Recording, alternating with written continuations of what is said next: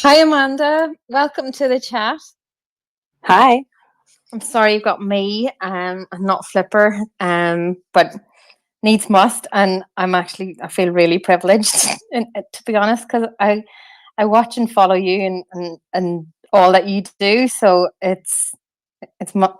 I'm so pleased to be just filling in. I'm going to give everybody a brief introduction who may not know you, and if I forget anything or we've left anything out, please add it in too. So Amanda is a woman who wears many hats within the field. She is the lead diabetes specialist nurse at, I'll take a deep breath, East Kent Hospitals University NHS Foundation Trust. My word, that's a long name. We call it ECUFT. That's good. I was like, how do you introduce it? Like, oh my gosh. Amanda does not leave diabetes at the door though, when she gets home. Her son was diagnosed with type 1 in 2015, and then herself, she was diagnosed in 2020 with type 1 as an adult. Amanda helped found and run the Diabetes Specialist Forum that many of us love, and participates in many initiatives helping educate and spreading good practice. She's a founding member of the incredible Diabetes 101, set up at the start of the pandemic to support the diabetes community, both emotionally and provide verified information. It helps so many people. Amanda was nominated for and won the Quality and Care Diabetes Healthcare Professional of the Year in 2019, and also was part of teams which won 2 more QIC awards. You are an ultra marathon runner in diabetes, and it is such a pleasure to have you on the chat. Well, thank you. Is there any? My head's getting really big now. And I'm sure there's other things we haven't even mentioned. Like, I was listening to the podcast there this week, and like, you and Beth are a hoot, really, to be fair. You're brilliant and really informative too, in a really normal way. It's so good. I know that Tom is going to do the quickfire 90. They're not 90 seconds, but like, they're the quickfire questions. Okay. We say this every week, 90-second questions, and they last about 10 minutes. Okay, that's fine.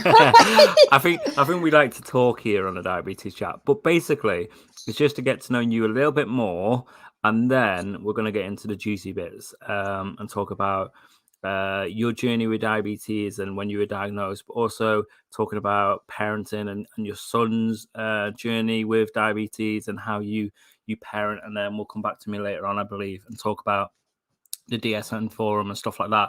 But let's go. Obviously, we know who you are, but what is your occupation, your main occupation, Amanda? So I am the lead diabetes nurse for a big hospital trust in Kent. So we're one of the largest trusts in the country. There's 3 big hospitals and 2 smaller hospitals. So I'm the lead diabetes nurse for the whole trust. So I kind of line manage all of the diabetes teams in the hospital. Does that make sense? Yeah, absolutely. Wow. At what age were you diagnosed with diabetes, and how old was your son when he was diagnosed? So I was 40, which is, I know people think it's a childhood condition, and people always think that 40, it must be type 2, which, you know, a lot of people who are diagnosed at 40, it is type 2 diabetes. But I have a very strong family history, and so I had antibodies tested straight away, and obviously they came back positive. Mm-hmm. And I forgot the rest of the question. and how old was your son when he was diagnosed? He was 7. Yeah, 7 years old. And who got diagnosed first, yourself or your son? Him. Yeah, him. Wow. For some reason, I thought it would have been the other way around. I don't know why, but I just assumed. Wow. There's a lot of people like it, actually. There's a lot of people whose children have diabetes and then they get diagnosed as an adult later. So I've met a few people like that, actually. Yeah. Do you finger prick or use sensors to check your levels? What do you use? So I had the Libra, but then I tried the Dexcom one. and I'm currently messing about with stuff with an expired G6 and that Dexcom One sensors, which I probably shouldn't say. But I can't cut that out.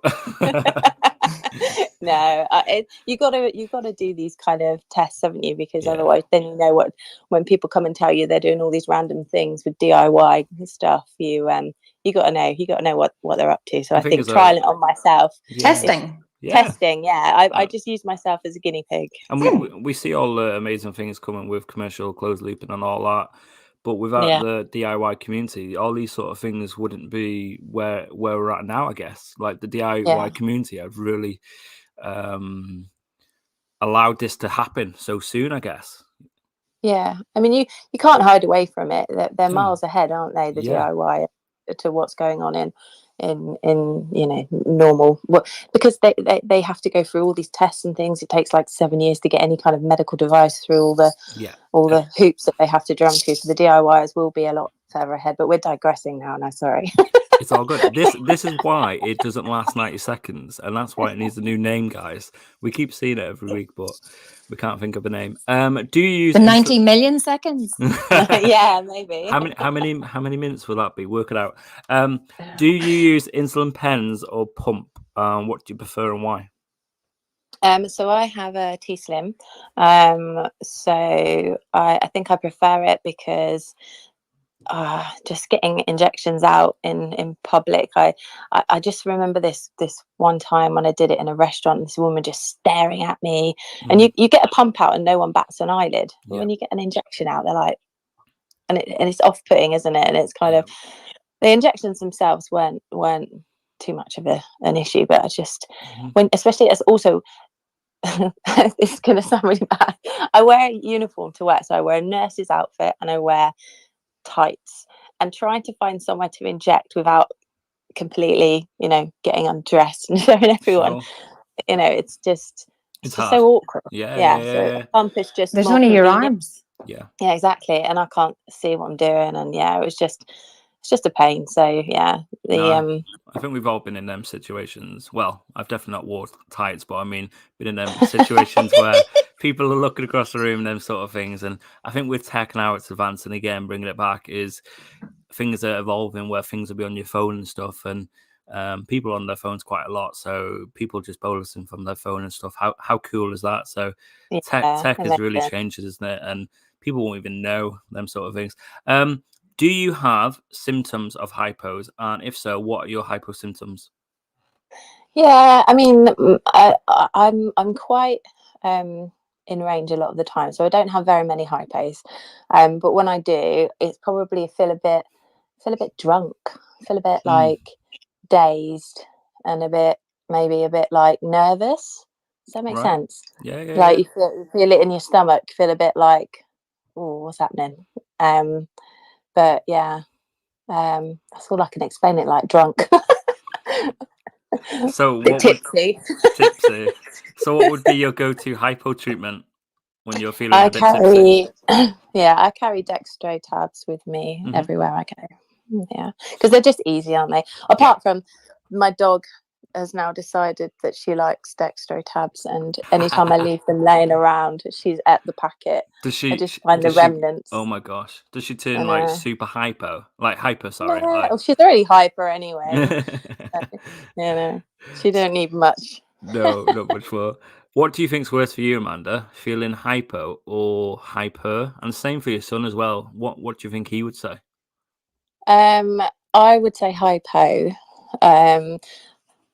Because you just feel a bit out of control, don't you? Just feel a bit like, with my son, I would say the same, because he doesn't even notice when he's really high.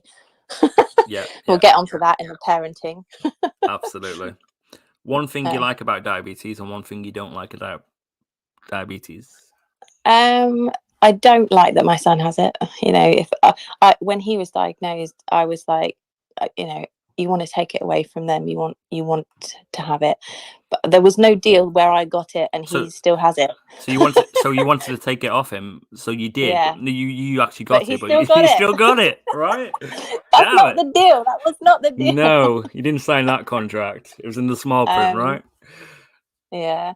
And to I mean, the diabetes community is massive, isn't it? In not just when you have diabetes, but in the healthcare professional community. It's like everybody knows everybody, everybody's good friends, everybody, you know, like we could never have set up the Diabetes 101 if we didn't have such amazing people that work in diabetes that could be part of it. And I'm sure later on we might hear from Kez, because I know Kez is a massive factor for you, the Diabetes 101 community. So I'm sure we'll hear that later. Do you have any feelings towards the smell of insulin? Do you love it, hate it, or not bothered? Indifferent. Indifferent. There we go. And if you're on a desert island, just a bit of fun, just get to know you a little bit more. What 3 items would you take? And you've got all your diabetes kit, so that's all there. You've got your hypo treatments and everything. So what 3 things would you take? Can you take people? Yeah, you can take Beth, because okay. No, well, Beth obviously she's coming. That's a no-brainer, because we are the same person apparently. That's a given, right? Yeah. Does that still count if we're the same person? And maybe you like Ray Mears or someone. But, you know, we're on a desert island. I want someone that knows what they're doing. Brilliant stuff. And one more. Some Diet Coke. I have an addiction. We should we should record all these 90-second questions, Mary, and especially this last question to see the vast difference of what people choose. It'd be so interesting, wouldn't it? Oh, I think so. We could do a natural language kind of like deep dive into it as well. Wouldn't it? It would. All right. So thank you so much, Amanda. That gives us a bit of insight into you a little bit more. Thank you so much.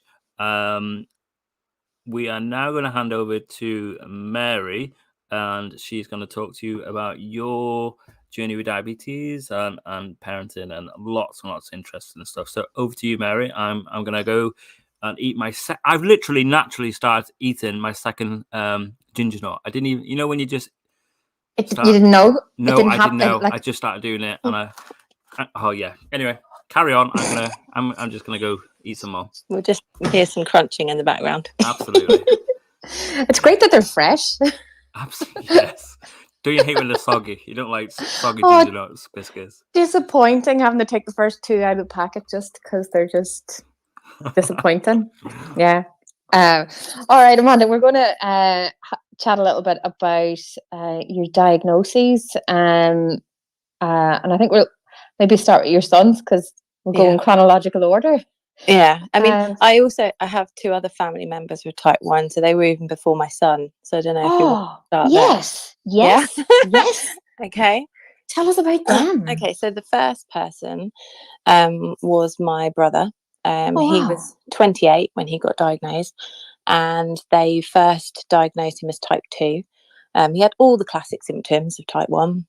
But GPs diagnosed him as type 2, started him on tablets and whatnot. Obviously, he wasn't type 2, he was type 1. And within a few days, it was very evident that it wasn't type 2. I don't think he made it to DKA, but he was very blurry eyesight, really all the classic symptoms. Is he older than you or younger? Yeah, he's 2 years older than me. And were you nursing? Were you nursing at the time too? Okay. No, not at that time. So I started my training as an adult, sort of after I had my children. So I didn't start nursing until I was 26, 27. Okay. So I was just about to start. I think it was my access course, just about to start my nurse training when he got diagnosed. So yeah, I didn't really know anything about diabetes at the time. You hear about things in the news, but you don't, wasn't a nurse. I was just starting my training, so I didn't really know much about it. So I kind of learned a little bit from him, but he was, what's the way to say this? Not the best person to manage his diabetes. He would often just take the basal and miss the bolus and do random stuff. Yeah. Yeah, so I didn't realize the importance of all of that at the time. But yeah, he was not coping very well with his diagnosis and diabetes. So then I started my nurse training, did my nurse training. I started working on a ward, because obviously once you've got somebody in your family with diabetes, you pay attention then to all of the sessions, all of the modules in nurse training, all about diabetes. That would be the ones that my ears would prick up, and I'd it's like you get new you look at life with different glasses. So I learned a bit about diabetes, but nurse training, you don't learn very much. You learn the basics, type 1, type 2, basics of treatments, but you also learn the basics for everything else. So you're not an expert by any means, having done the basic nurse training. You know, you've got a gist of it, but not really, you're not an expert in diabetes. So then my first job as a qualified nurse was on a diabetes and endocrine ward.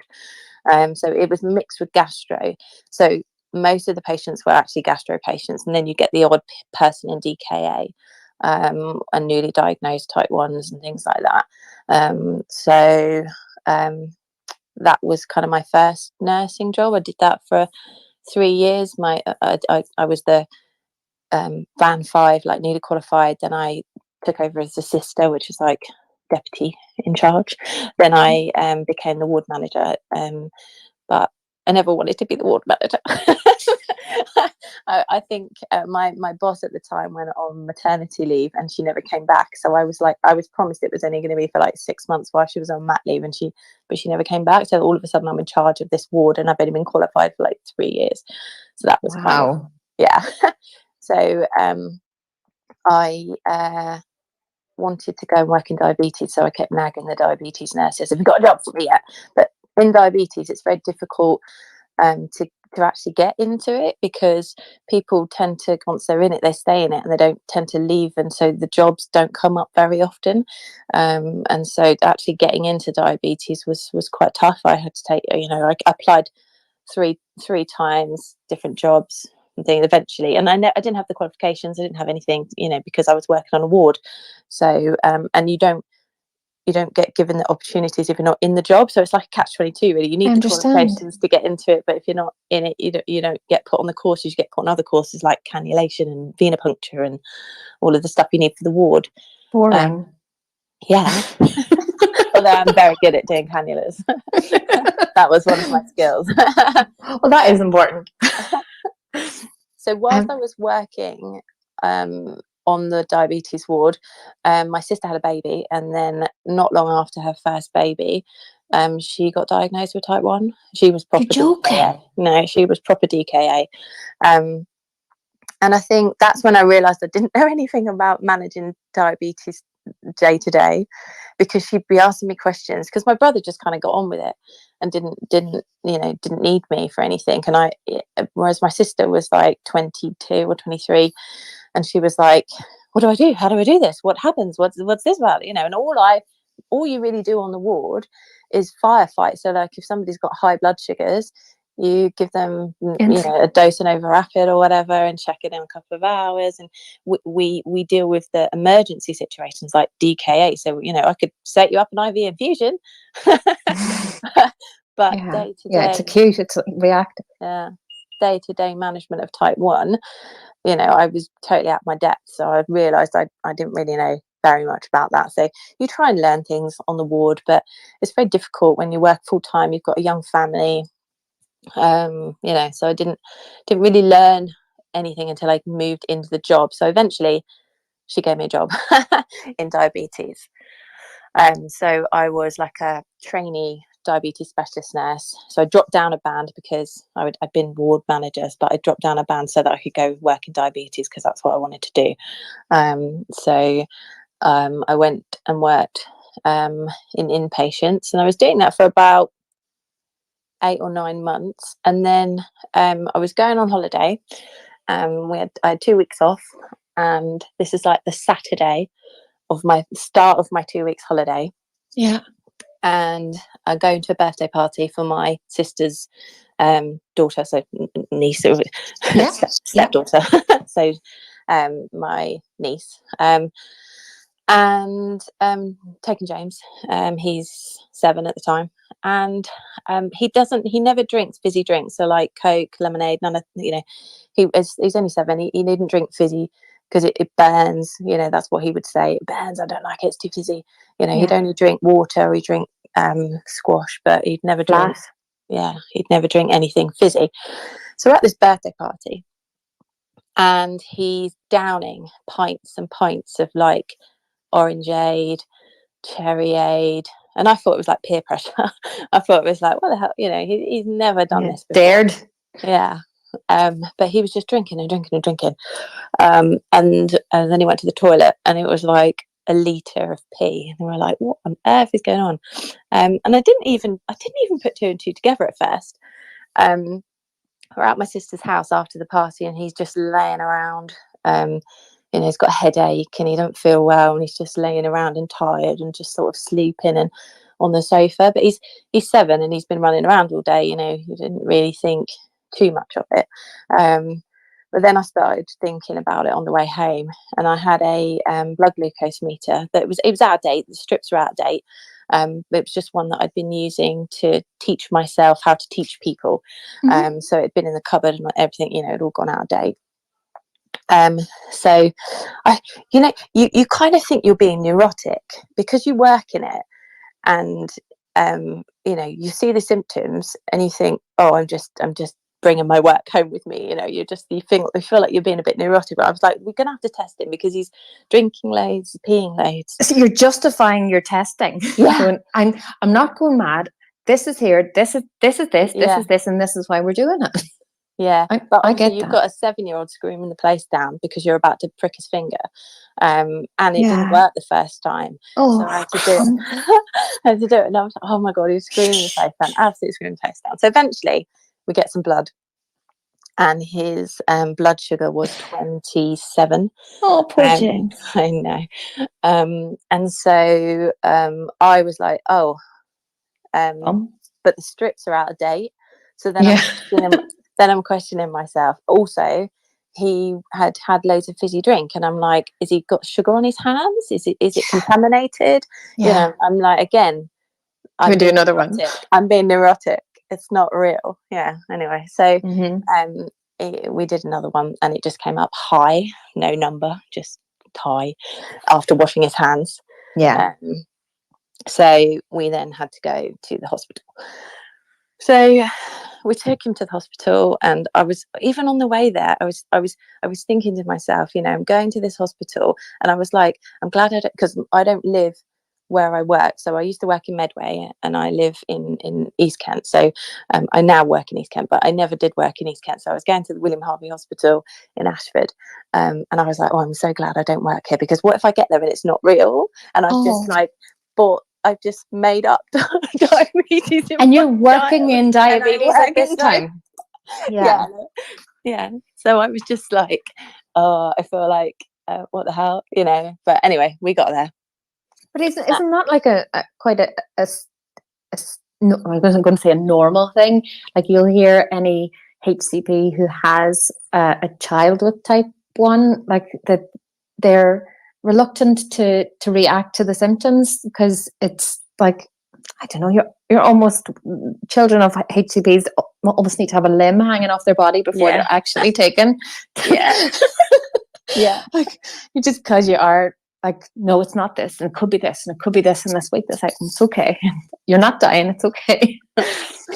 Yeah. So we got to the hospital when they did the blood sugar, and it was like 33.3, but I think that's like the highest we'll read. Yeah.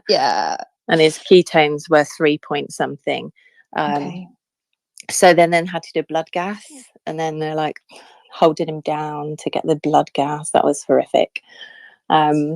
So they get the blood gas, and obviously being a diabetes nurse and working in inpatients, I know what the blood gas is meant to say and what's not meant to say. So obviously I'm like, oh, can I have a look? And they're like, oh, yeah. What do you do again? What Oh, you're not working in this hospital too? No, so yes. No. So then I'm like, oh, well, I'm a diabetes nurse, like that. Oh, and she's like, oh, so you know what this is then? Like that was how they told me. And my son has type 1. Oh, you know what this is then? You're diabetes nurse. Oh, you can deal with this. That's fine.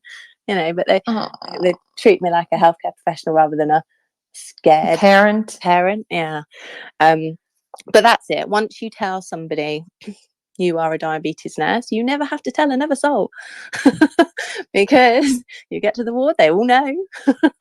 Everybody okay. knows. You see the consultant, the pediatric consultant, he knows, everybody knows, because it's like, oh, mum's a diabetes nurse. And I'm like, yeah, but I've literally been in my job less than 9 months and I work in inpatient diabetes. It's massively different from dealing with type 1 day in, day out, 24/7. But they don't know that. No. So they just thought that I could just, and all my family as well, because you're a diabetes nurse, so you must know what to do. Everybody assumes you know what you're doing. So it was very tough the first few weeks because it was a steep learning curve, and also you have to be the kind of strong one. You have to be the person to teach everybody. This sounds so familiar, Amanda, because when Johnny was diagnosed, like he was just turned 6, and I had type 1 for, I don't know, was it 15 years maybe, and maybe more, and it was a similar thing. You know what you're doing, but I don't know what diabetes is like outside of my body. Yeah, like, and managing and it. Kids are so sensitive, aren't they? So like in hospital, so our first day out of hospital, his blood sugar was like 21. And in hospital, if somebody's blood sugar was that high, we'd probably give them about 5 or 6 units of insulin. Oh my gosh. I know. He needed 1. Yeah. There was a point where Johnny he didn't need a half, and he couldn't take 1.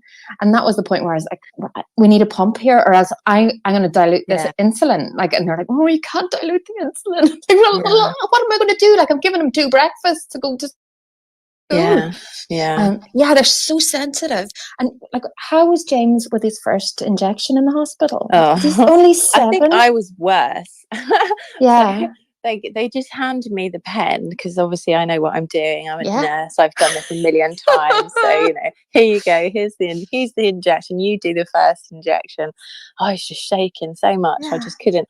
I couldn't do it. I just couldn't do it. I just ended up crying. He's crying. Dad's crying. We're all bloody crying. It was so traumatic. And I feel like maybe this might be why he doesn't never want to inject in his tummy anymore, because that was like the first time I was trying to do it in his tummy.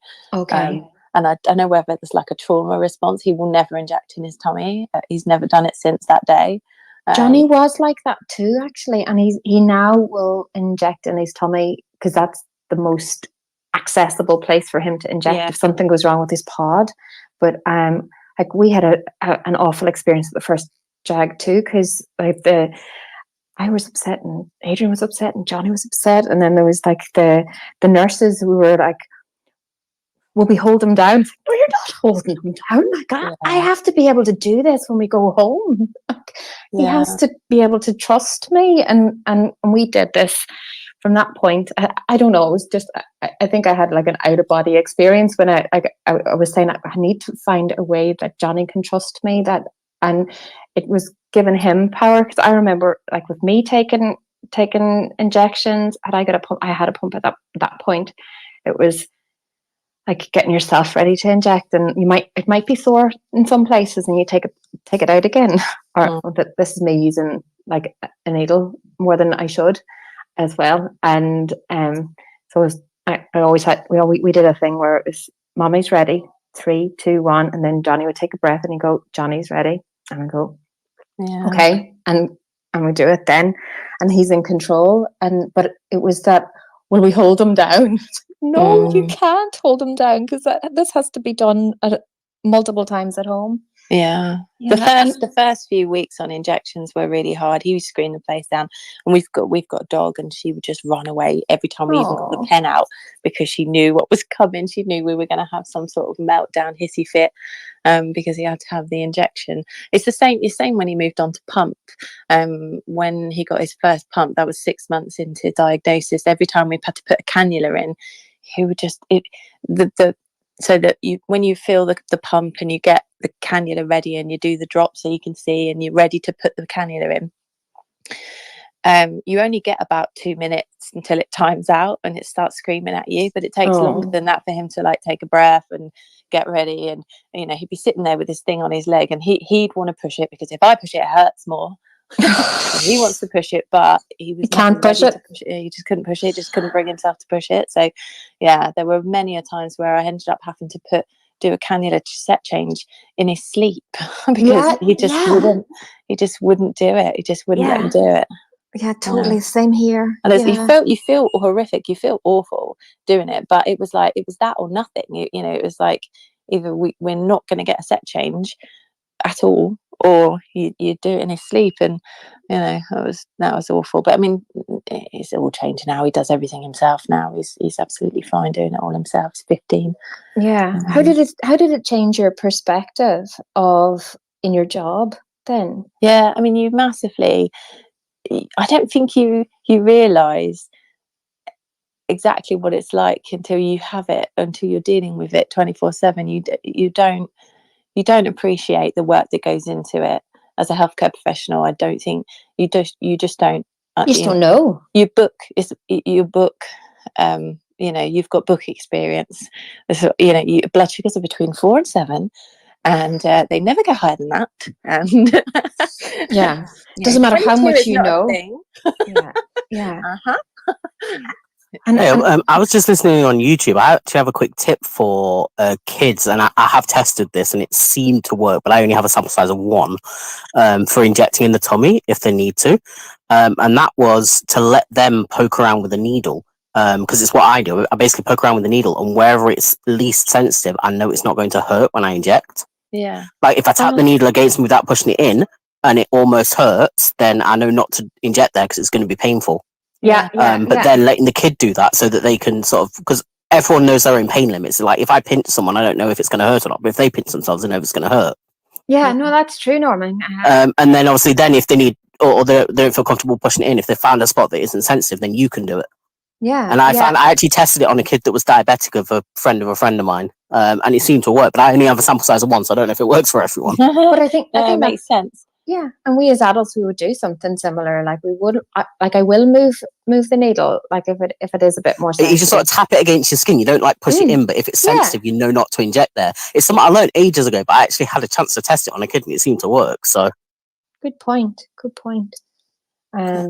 There you go, future tip, I guess. The thing with the cannula, though, it's up in like this carriage thing, isn't it? When you pull it back, it's like up in the air, so you wouldn't be able to touch anywhere with that. I don't know. I don't have any experience with pumps in that way, but definitely for pens. Yeah.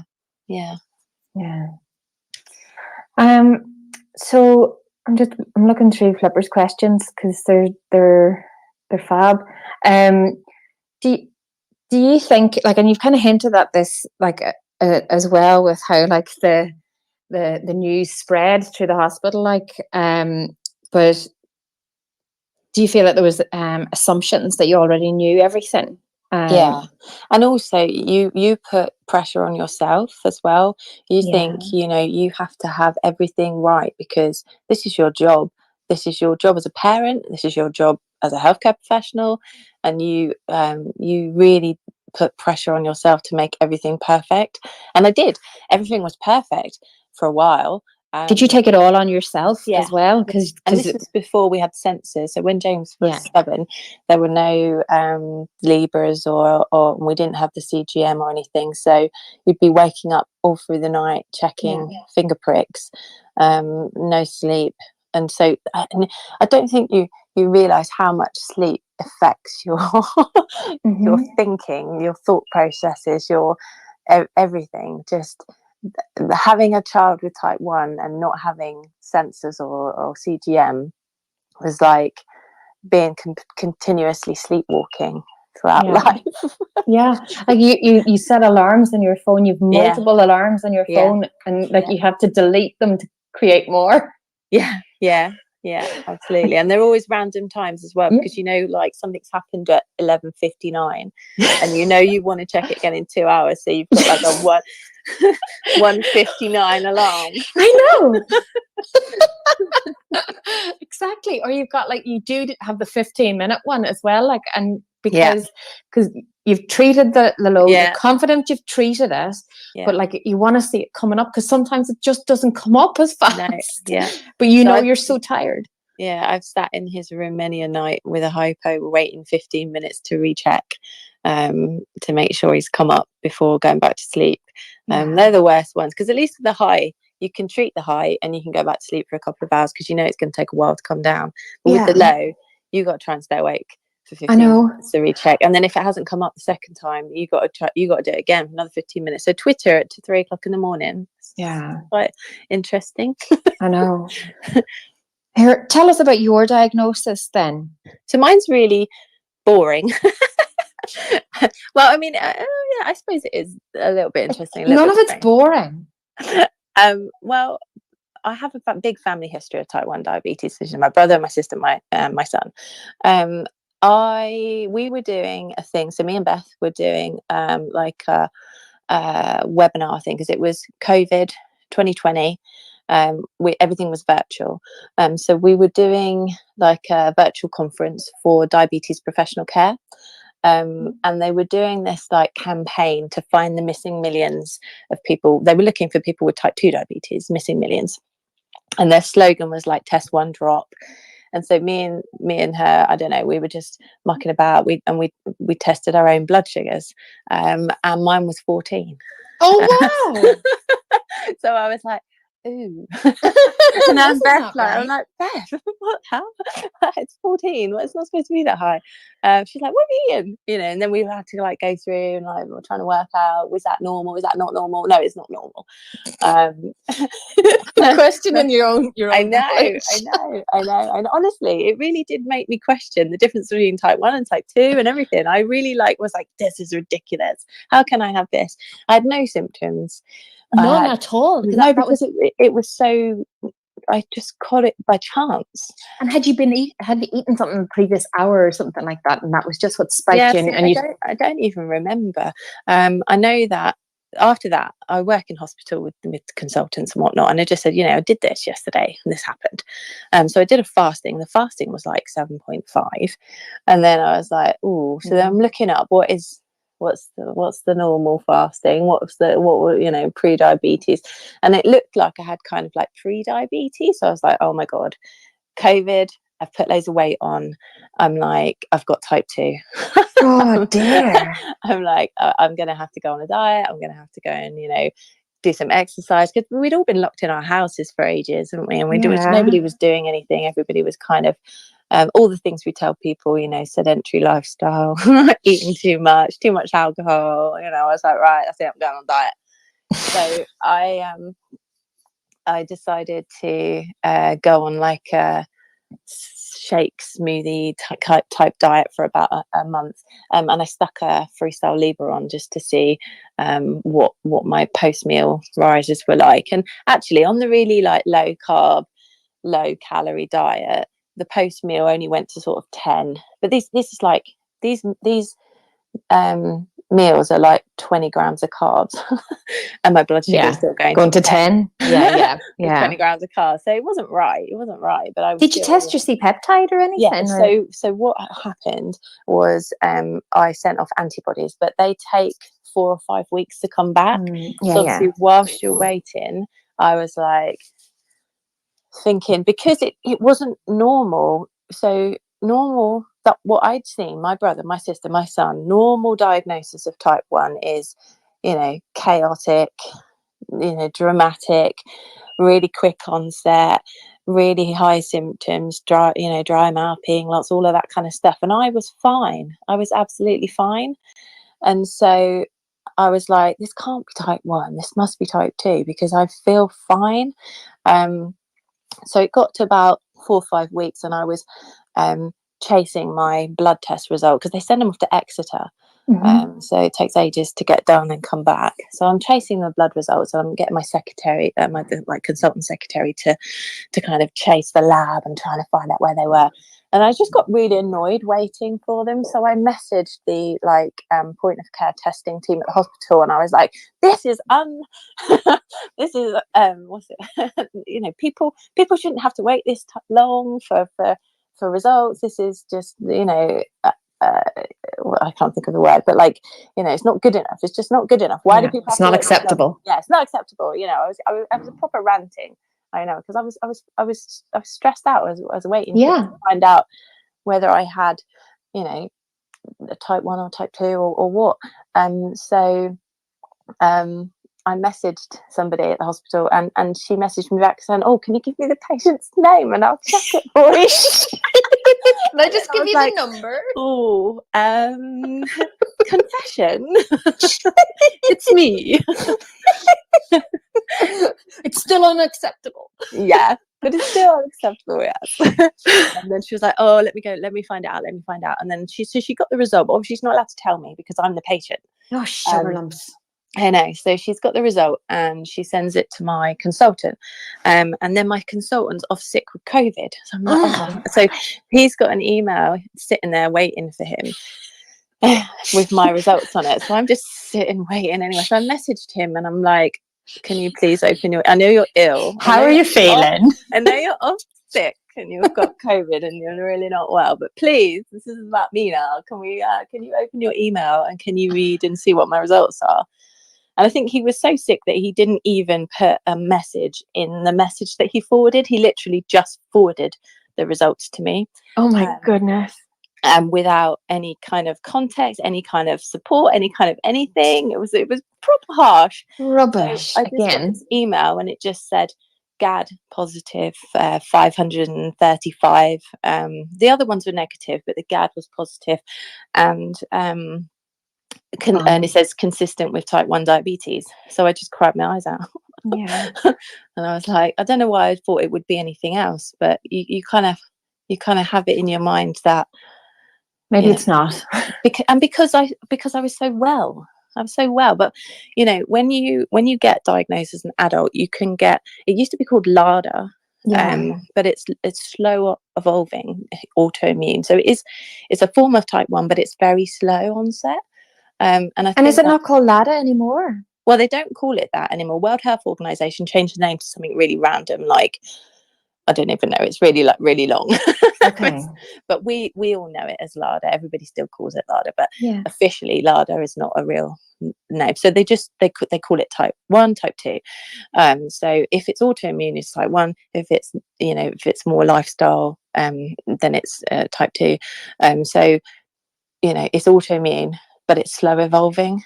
This must really have changed your perspective then on in your job on top of James's. And because I'm like messaging consultants now going, how is this possible? I'm well. Yeah.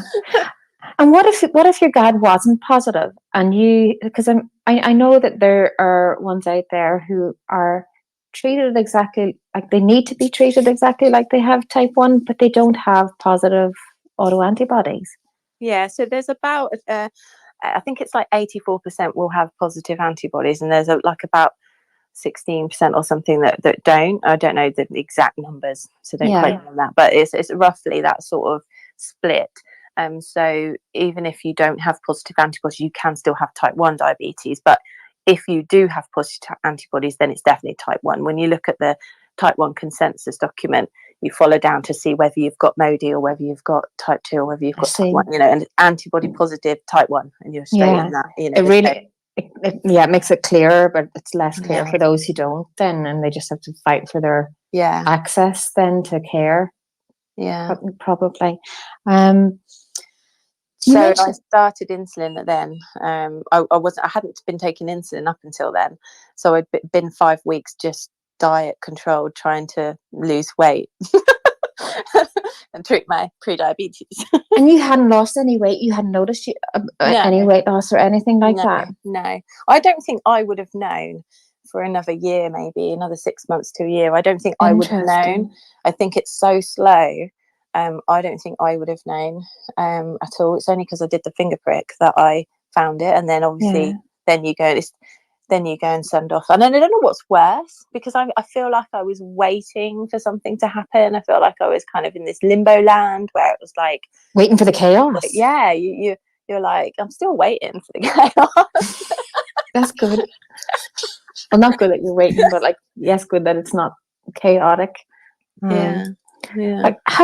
This is 2020, and we're all falling apart a little bit. You guys had an awful time of it, and and now you have this on top of it, and not really that great like of an introduction to type 1 with James. And like, how did you feel? How did you cope? I mean, I cried my eyes out when I first, because I thought things were going to change really quickly. I thought everything was just gonna, I thought it was going to be, really quick, because that's my whole experience had been type 1 is quick onset. This is what the book says. Why is the book not doing what am I not doing what the book says? And you're waiting for the new normal, and like to switch and into it's just never, it's still, I guarantee I've still got some insulin production. So it's too that's good. Yeah. And I don't know, I mean, they say you can have it for like 6-10 years, but this is what happens to some people. So I looked after a person who quite clearly was type 1, but she didn't look like a type 1, and so the GP had put her on medications for type 2 diabetes, and she'd been on these medications for 9 years. Wow. And then everything went off. Her HbA1c was really high. Everything was kind of like a bit just didn't make sense. So I sent off her antibodies, and they came back positive.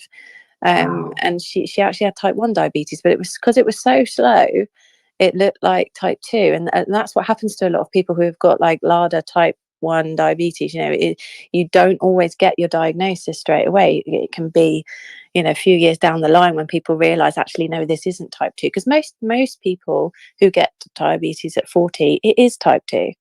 So you don't, you think that if you don't fit the classic pattern like you would expect, the weight loss, your ketones, you're in hospital, it's dramatic. If you don't fit that kind of, your GP is gonna think type 2. It's only because I work in the hospital and because I have a son and a brother and a sister that I had antibodies checked. Other people may not have pushed for that. Or even know to push for it, even too, and are almost happy to just go with the flow, because it's so overwhelming. Any diabetes diagnosis, like I think isn't it's slowly like explained to us. I know with the chaotic type 1, you learn really fast, but you still only learn a little bit really fast. You're not given everything. So you mentioned you have a pump. When did James start on a pump after 6 months? What about you then? So I moved hospitals because I was working in Medway and now I work in East Kent. So obviously I work with my consultant now. So I can see my consultant. I'm quite lucky. So I'm not sure I would have had it otherwise. There's no luck in all this. Jeez. Yeah, I know. I feel like that. You feel like that, but I know that a lot of people haven't got access to that technology. So I am very lucky, and I understand that. But what are the main things that you like about pumping? Even if you've got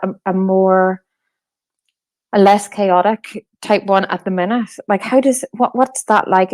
Do you find it's just because I'm quite sensitive to insulin? I think it just helps with the preciseness, like what we were saying with James when he was younger. He used 1 unit to bring him down and stuff. I'd have a really high carb ratio, and really low basal rates. It's so I think it helps to not be hypo all the time. Yes, and you function better. And I know you're using a G6 with your one. And have you linked that into Control IQ? So I have just for the last few weeks I've been playing about with it. Proper testing. It's like proper like guinea pigging myself.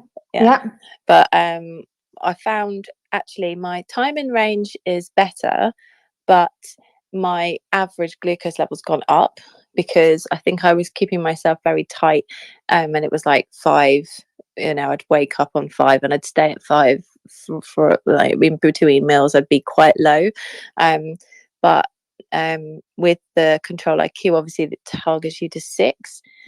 So I'm not going to 5 now. So my average glucose is higher, but I'm also your time in range. I'm also not getting those postprandial highs, so after meal highs. Brilliant. So it's because it's jumping in before you get there. So like if you've not done enough bolus for the meal, it's given you an automatic correction before it gets to 10. Yeah. And so you're not getting there. So that's been good, because you wouldn't think to do it yourself half the time, because you think, oh, it's going to come down itself, you know. I know, and you're like, you know, if I do give myself extra, I will plummet, and then I'll go hypo. So yeah, but this is giving you like 0.5 of a unit, yeah, and it's enough. Here's the thing: do you think, right? You're so insulin sensitive still.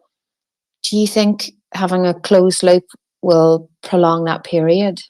Well, this is one of the questions I asked, because I know a lot of people in diabetes. And, yeah, I think Roman is looking at this. Roman Havorka was looking at something similar. Yeah, I don't think there's very much evidence to say that it does anything to the autoimmune, because obviously it's an autoimmune progression. Your body is attacking your pancreas, and whether you are injecting insulin or not injecting insulin is not going to slow down the autoimmune process, as far as I'm aware. But you know, I would love to see some studies on it, but I don't think, you know, but all it's doing is meaning that, you know, I'm not going out of range. I'm keeping things in quite a good target range, so those risks of complications later in life have been minimized. So that's a good thing. I've got a long time to live, hopefully. So just even on that, like a segue with that kind of like researchy stuff, with all the type 1 in your family, do you have any other children, or just do you? Yeah, so I have 2 other children. Touch wood, they don't have any signs. Have you thought about diabetes? My daughter doesn't need that. she won't go anywhere near a needle, so I'd never get any blood from her to start with. And 2, if there was and it's like this limbo thing. It's like, do you want to know if it's going to happen? Do you want to know? Because if there's nothing we can do to prevent it, I know there's trials and stuff, but you know, nothing concrete that's going to help. And it's like, otherwise you're in that limbo land waiting for your inevitable, you know, to when your pancreas stops working, or what's going to happen. You just, I think she didn't want to know, and neither did my other daughter. So they'd rather live in denial until it happens, if it happens. But every time they get ill, every time they're cold, every time they're drinking a bit too much, every time they've lost a bit of weight, I'm like, give me your finger. I could totally relate. And until we have teplizumab here, like I'm like, we don't have Elsa in Northern Ireland yet, and until we have teplizumab, like, what is the point? But there is torture. But then I suppose you know, you have to be selfless, I suppose, because even if it's not going to help you, it will help other people, and it will help the future type 1. But yeah, but it's individual. Yeah. I think like your family story is it's almost like it's not surprising. Yeah. And yet my brother was the first one. There's nobody before him. Nobody in my family has that before him. So we've 2 others outside of our family as well with type 1. Not siblings of mine, but like cousins. But it's funny where it doesn't appear in other families. And you're the sole person, like your brother, the first person and nobody behind him. And then what happened? Yeah, I don't know. I blame my dad. That's on my dad's side as well. It actually is. Yeah. But anyways, what else have I got here? Okay,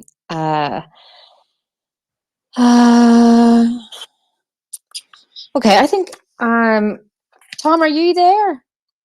You still crunching your ginger nuts? I'm still I've had 2. My sugars are currently at 11.4, so just over an hour. So it's gone from about 8 to 11.4. So yeah. Shall we maybe go to the next sort of topic area? Yeah. Yeah, I'm just aware of the time, and I know that like we've kind of touched on loads of wee bits. Absolutely. There. And I think what we'll do is we'll have a look at this section together. And I think what I would really love, Amanda, is that we get you, Beth, and the team back at a later stage in the year where we can come back and we can talk a lot more in detail about the Diabetes Specialist Nurse Forum and the Diabetes 101 and a lot more detail. Absolutely. So I think that is Yeah. just a brilliant chat on its own, because I think it's really been fascinating tonight. It's been great having you and Mary bounce off each other. So just for people that don't really know about the Diabetes Specialist Nurse Forum, what is it, and how did you get involved in it? And I know you've been part of it for a while, and part of the team that got the QIC. Would you like to maybe mention a little bit about it? Yeah, so I set the DSN Forum up in 2018. Basically, I was a new DSN. I'd been qualified 2 or 3 years. I'd been in my job for 2 or 3 years, but my boss retired and kind of left me to lead the department. And I was out on a limb. I just was kind of like, didn't have a peer support network. Yeah. I didn't know any real diabetes nurses. So we go to conferences, as you know. And I've met a few people at a few conferences and made friends, and sort of like, we need a way to kind of link up and share things and stuff. So I looked to see if there was a Facebook group. I thought there might be a Facebook group for diabetes specialist nurses. There's loads of like practice nurse groups, but no diabetes specialist nurse group. So I set up a Facebook group with just like 5 or 6 of us in it at the beginning. And then it literally took a week and there was 300 members. And I just didn't realise that there was such a need for it, that everybody needed this connection, because we were all working on our own in silos and not really sharing things and not really learning from each other and not really helping each other. So that's kind of where it started. We've now got 2,100 members, something like that. So it's a really big Facebook group. So that's like a closed forum for diabetes specialist nurses. So people that work solely in diabetes are in that closed group. But we found that a lot of other healthcare professionals wanted to try and join our group. But I was like, but this is a peer support group for diabetes specialist nurses. The things that we're dealing with are not going to be the same as the things that the practice nurses are dealing with or the doctors are dealing with. This is just this is our place. Yes, so yeah, we decided to set up other things for practice nurses, like an open page, which is where we live stream our brunches, and a Twitter page and Instagram and all of the rest of TikTok. That's funny. And podcasts and all of that. So we basically, over the last 4 years, we've kind of got onto every single social media site to kind of just share things that get shared in the forum. So if somebody's got a really good, so like there was this preconceptual care poster that Blackpool shared, and they'd spent the time, they'd made it was really good. They made like a PDF of it, and it was and we could share it, and we shared it up and down the country. So now that nobody else had to spend that time writing that preconceptual thing, you know, everybody had access to it. So that's what the forum is. It's about sharing things that other people are doing, so that everybody gets to learn from each other and we all kind of can support each other. And and we've seen some amazing visuals that you guys have been part of, haven't you? The comparison charts. They're just so informative, and just it's nice to see it just there, and you see the conferences and you see the people twittering and tweeting along, and you can see your amazing comparison charts on show, and it's you must be proud to see it. Yeah, I mean, it's Vicky's baby, Vicky Alabarbara. You know, that's her baby. She spent hours getting the font right and getting this, you know, the sectioning just right and everything, colours and whatnot. I was going to say all those things take so much time, even just sharing them. People then say, "Oh, actually, can you just add this? Can you just add that? Can you just add this? Can I just?" And they're just like, "No, there is no space left on this page."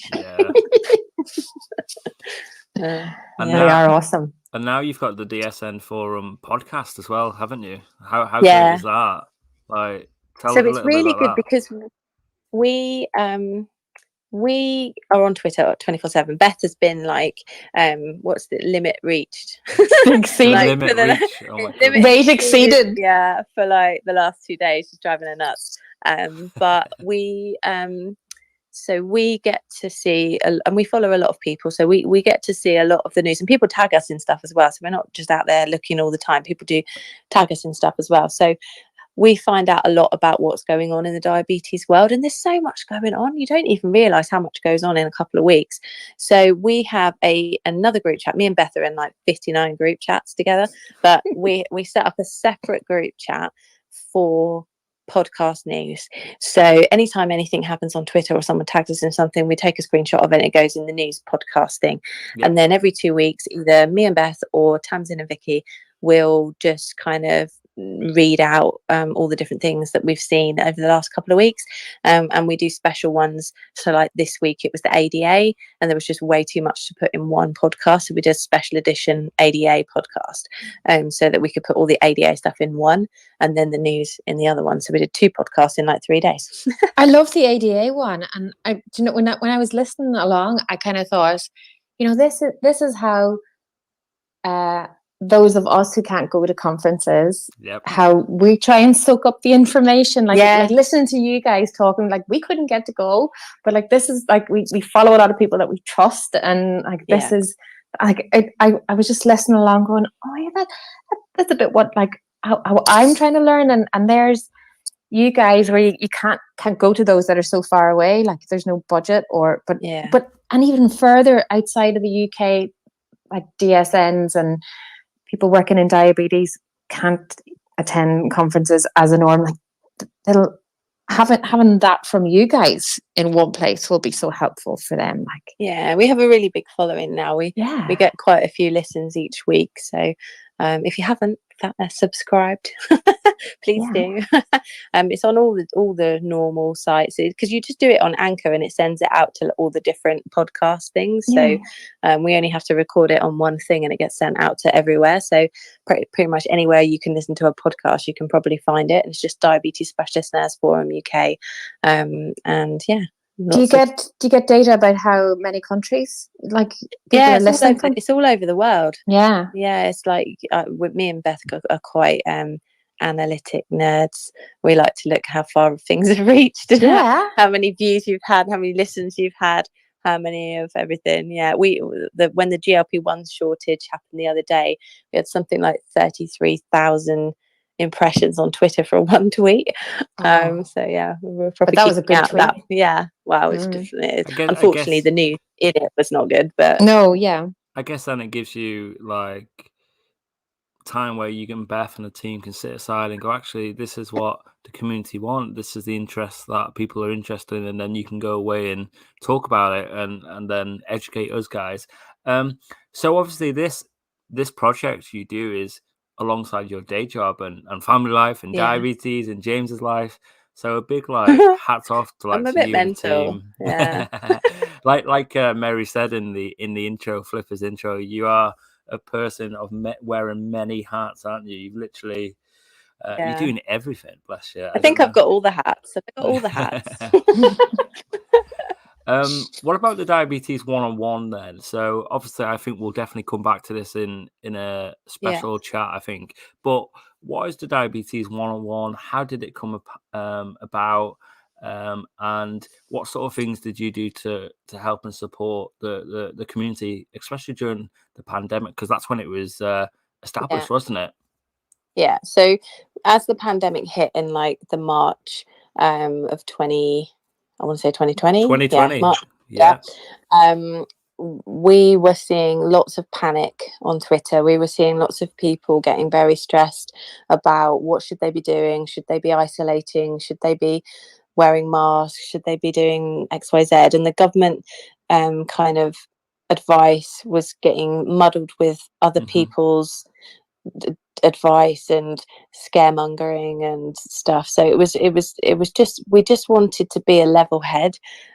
So because Partha was getting tweets left, right and centre and getting messages, what should I do, panicky stuff, and so were we. So we kind of decided, me, Beth and Partha, that we would set up a new Twitter account, and it would just show the most up-to-date, the most accurate information at the time. Obviously it was changing all the time, so every week it was changing. So we just wanted to make sure that if we were all getting messages, we could go, right, follow 101, you will get the most up-to-date stuff. So we couldn't do it on our own because we were working full-time.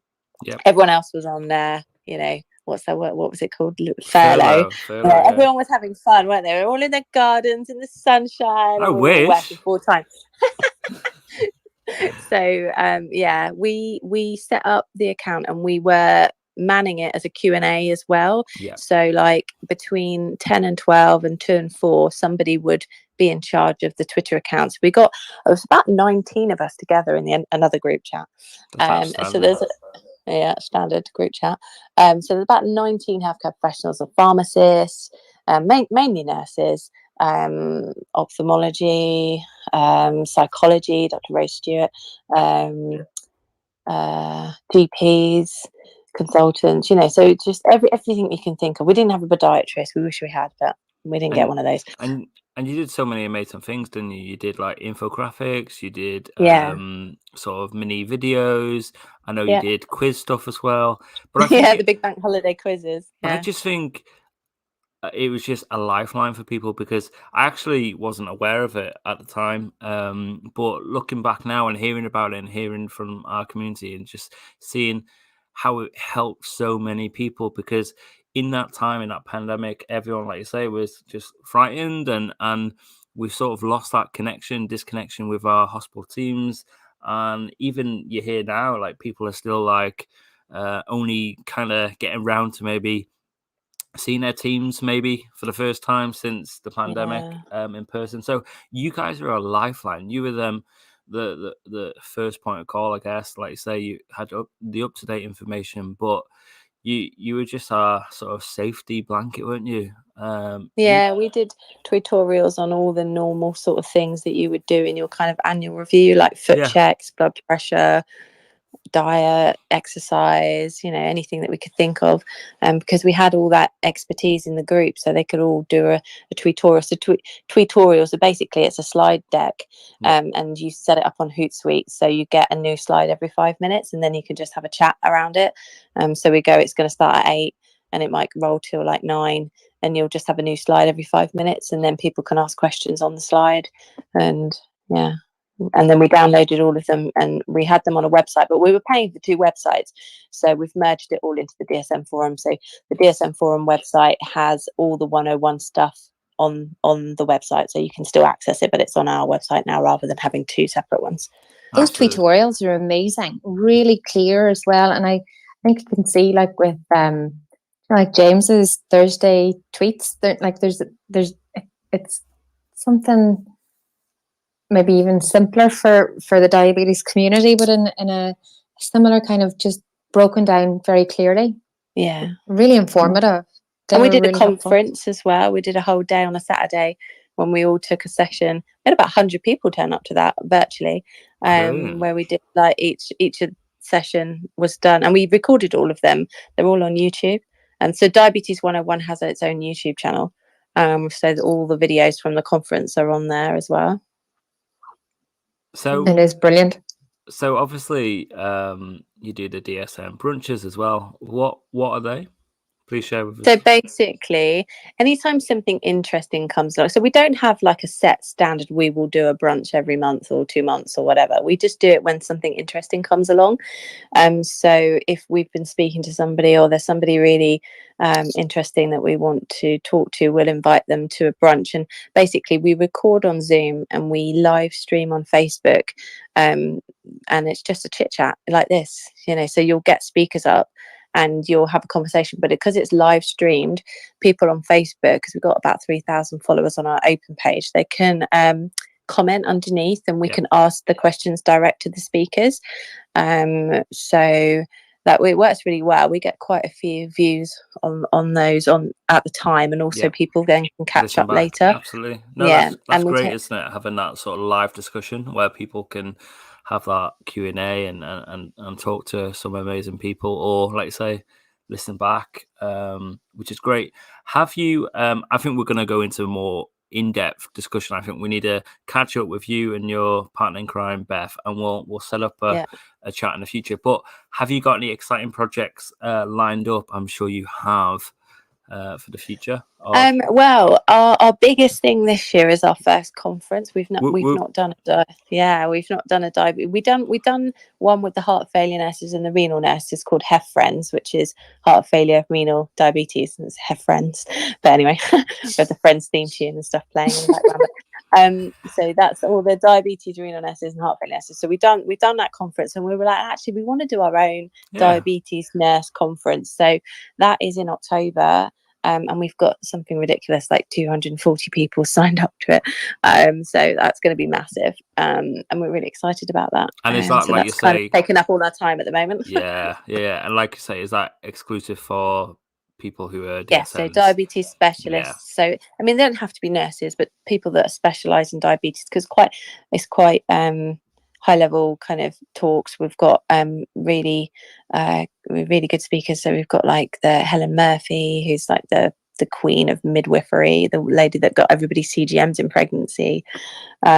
We've got Philip Newland-Jones. We've got Jerry Raymond. We've got Partha. And you're talking as well, right? Yeah, I'm talking about sex. Oh, love that. Someone actually came on the diabetes. Oh wow! What's that? That's just a warning. Oh. Someone actually came on the diabetes chat a few weeks ago, and I was talking about sex and diabetes, and we didn't get actually into the flow of it. So I think if you ever want to do a diabetes chat special, Amanda, we know we'll be coming to you. Yeah, well, because I did my dissertation on the impact of wearable diabetes technology on sexual activity, like, you know, alarms and oh my goodness stuff. And so I'm in the process. My professors at King's have got my transcript at the moment, and they're ripping it to shreds to make it good enough for publication. But it will be published. It will be published at some point. But yeah, they take ages to look it all up and make it sound academic. So maybe hard. Maybe to finish, and then we'll definitely connect up to talk about future chat nights and collaborations. What is your hope and your aspirations for yourself and diabetes care and management for us guys, the community, like children, adults, people living with diabetes, or people supporting those with diabetes? What's your hopes and aspirations for the future? Yeah, I mean, we'd all love a cure, wouldn't we? I think that's always got to be number one. But I think people have been talking about the cure ever since diabetes was a thing. And it's always been sort of 10 years, isn't it, till we get cured? But, you know, in the meantime, technology is probably the closest we're going to get at the moment to being able to live more normal lives, more like other people. So, yeah, better technology. And then ultimately a cure. Can I ask a last question, Tom? Can I ask a last question of Amanda? Because ADA has just passed, and with DDoC, and we started talking about DDoC at the start, and the Jazz and Renza brought out stigma and a really good piece written about it. Sorry, my words are all jumbled and all over the place. But Amanda, you wear so many hats, and you meet so many people with all different kinds of diabetes. How can we tackle like those social stigmas that are there, and what do you think the role of the community is to reduce that diabetes stigma from you as not just as a DSN, but you immersed in it with all those hats? Yeah. I mean, it's awareness, isn't it? I think a lot of diabetes stigma is because people are just clueless as to what it is and why people develop stuff, and you know. So I think raising awareness, and that's you know kind of what we do with the forum, trying to get people to understand differences, and you know, just tell. And like it's like you can't go out without being stopped if you've got a Libra or a sensor or something on your arm, and you know you can shy away from it, or you can teach people all about it, and one more person that knows about it tell somebody else about it. That's, you know, raising awareness, kind of helping to get other people to understand what. That's so true. It's not. It is clear. It's people aren't just don't know. They like it's maybe old information, or it's not. The media doesn't help as well, No, because the headlines are always sensationalized to make it sound, horrific. So like you brought it on yourself, or you're to blame. And, yeah, and it's not at all. yeah. it's your fault. You have a choice. And I do also think sometimes that healthcare professionals back in the day also thought, well, you're not managing. Well, why isn't it working? Because, your blood sugars should be 4 to 7. Why are they not 4 to 7? What are you doing wrong? What are you not doing that I'm telling you that you should be doing? Yeah. Because I've had it with inpatient nurses where I've gone to a ward and a person's had all their treats taken away from them because they can't have them because they have diabetes, and their blood sugars are really high, and they're going, oh, it's because she's been eating XYZ. The nurses have been giving the patient steroids every morning, and their blood sugars are through the roof in the evening because they're on steroids. It's nothing to do with the food that they've eaten. It's the steroids that you gave them this morning for breakfast. So even with healthcare professionals, it's there's so much awareness that needs doing out there, and that's part of the forum. That's part of why we do the forum. Right, I love you even more. I'm done. That was my big one. That was a big one. No, a massive topic, and I'm sure we could talk for hours just on that, really, and maybe in the open forum chat in a sec we'll go into that. But honestly, it's been such a fascinating chat tonight. Thank you so much, Amanda. Thank you for everything you do for the online community, but also as a DSN for your team, and like we've said, wearing all them amazing hats and helping so much. Please go check out, guys, Amanda on Twitter and the DSN Forum on Facebook, and all their details are on their website as well. And we will connect up and do another chat, I'm sure, around the DSN Forum, Diabetes 101, and lots more, I hope. But honestly, thank you so much, and a big thank you to Flipper as well. Huge thank you to Flipper. Yeah, for setting up tonight and setting up the questions, and trusting me and Mary to host tonight. No. I think we did all right, Mary. I think we did fine. We did okay. We did okay. Amanda, you're amazing, and thank you for your time, and thanks for all that you do. I don't know how you do it. I don't know. I do have other questions, like how why are you so mental? how do you mind yourself? How do you mind yourself? And maybe it's because I don't even know. Maybe. Yeah, I don't know. I mean, diabetes was my thing before my son was diagnosed, before I was diagnosed. Diabetes was my passion. And it doesn't change just because you get a diagnosis or your child gets a diagnosis. It was always, people love to work in diabetes. People that work in diabetes absolutely love to work in diabetes. So why is that? I don't know. It's like Marmite. It's either you love it or you hate it. I don't know. It's not like any other condition, because it's you work with the same people. We don't go away. Yeah, I don't know what it is. I don't know. It's like vocation. It is, no, but I think it is, and there's that other bit, like where the consultants, like anybody who's nursing is a vocation, isn't it? Like it's always considered as a vocation, but being a consultant isn't necessarily considered as a vocation. But being a diabetes consultant, that's a vocation, and like there's bits of that like that are like they're trying to connect like people like them to like where they're more mechanical about medicine and less vocational about it. You kind of do need that with diabetes. Yeah, you guys are amazing, especially you're all amazing. I was going to say especially DSNs. Don't tell the consultants. I think you're better. They say it too. Partha's always saying stuff like that they were the linchpins of diabetes care. You are, like, you're the ones that we will ask the silly questions of, and we don't mind asking silly questions, because it's better to ask, and we say no, don't worry about it.